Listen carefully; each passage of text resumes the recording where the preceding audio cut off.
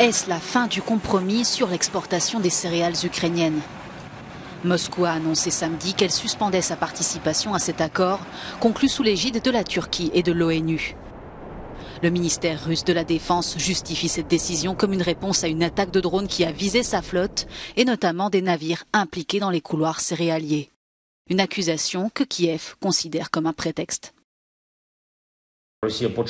La Russie a commencé à aggraver délibérément la crise alimentaire mondiale en septembre, a déclaré Volodymyr Zelensky, lorsqu'elle a bloqué la circulation des navires transportant notre nourriture.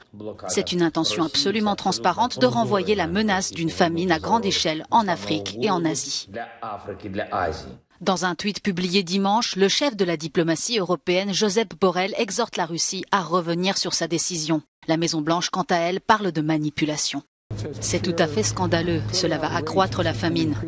Il n'y a aucune raison pour qu'il fasse cela. L'ONU a négocié cet accord et cela devrait être le point final. Le secrétaire général de l'ONU, Antonio Guterres, a appelé vendredi toutes les parties à faire tous les efforts nécessaires pour prolonger l'accord sur les exportations. Depuis sa signature le 22 juillet dernier, plus de 9 millions de tonnes de céréales ukrainiennes ont été exportées pour soulager la crise alimentaire mondiale.